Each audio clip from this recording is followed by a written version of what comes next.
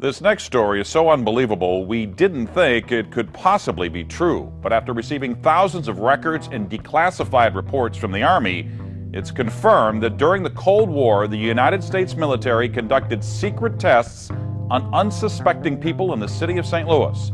A local sociologist will make her findings public tomorrow, but she spoke first to the I-Team's Lisa Zigman. Lisa Martino Taylor's life work has been to uncover details of the Army's ultra-secret military experiments carried out in St. Louis and other cities during the 1950s and 60s. This study was secretive for a reason. They didn't have volunteers stepping up and saying, yeah, I'll breathe zinc cadmium sulfide with radioactive particles. These Army archive pictures show how the tests were done in Corpus Christi, Texas in the 1960s. In Texas, planes were used to drop the chemical, but in St. Louis, the Army placed chemical sprayers on buildings and station wagons. City officials were kept in the dark about the tests. The Cold War cover story was that the Army was testing smoke screens to protect cities from a Russian attack. The truth, according to Martino Taylor, was much more sinister. It's pretty shocking. The level of duplicity and secrecy, clearly they went to great lengths to deceive people. By making hundreds of Freedom of Information Act requests, she uncovered once classified documents that confirmed the spraying of zinc cadmium sulfide. The greatest concentration of this compound was sprayed near the Pruitt-Igoe housing complex just south of downtown St. Louis. It was home to 10,000 low-income people, and an estimated 70% were under the age of 12. Martino Taylor claims they all unknowingly inhaled this compound morning, noon, and night, so the government could measure its effects on their lungs. So this was in violation of all medical ethics, all international codes, and the military's own policy at that time.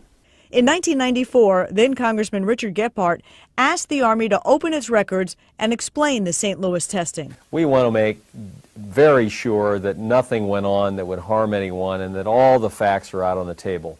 Documents released in the 90s show the Army placed sprayers on this former Knights of Columbus building on Lindell and in Forest Park. Right now, this plane is sitting at 20,000 feet above the ground. There's another plane 10,000 feet below it. Now, the goal is to inject silver iodide molecules in both the top and the bottom of this cloud using updrafts and downdrafts. On the radar, the cell's off to our right.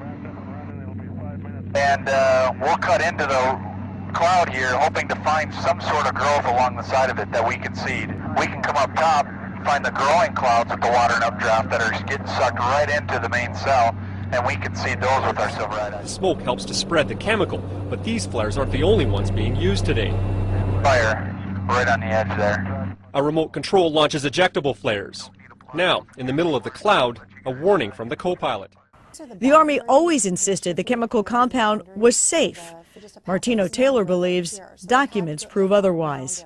There's a lot of evidence that indicates that people in St. Louis, in the city, particularly in minority communities, were subjected to military tests that was connected to a larger radiological weapons development and testing project. For the first time, she links the St. Louis testing to a company called U.S. Radium, a company notorious for lawsuits involving radioactive contamination of its workers. United States Radium had this reputation where they had been found legally liable decades prior for producing a radioactive powdered paint that killed many young women who painted fluorescent watch dials.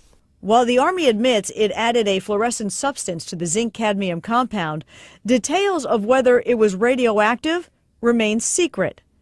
Documents uncovered to date indicate the Army never conducted follow-up studies to see whether the compound caused long-term health issues.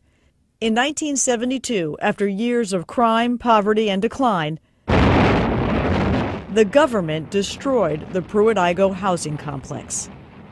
Lisa Zigman, News Channel 5, I-Team.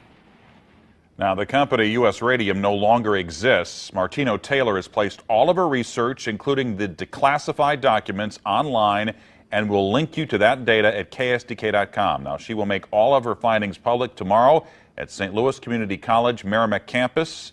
In the meantime, if you remember the spraying, the I-Team's Lisa Zigman would like to hear from you. You can email her at lzigman@ksdk.com.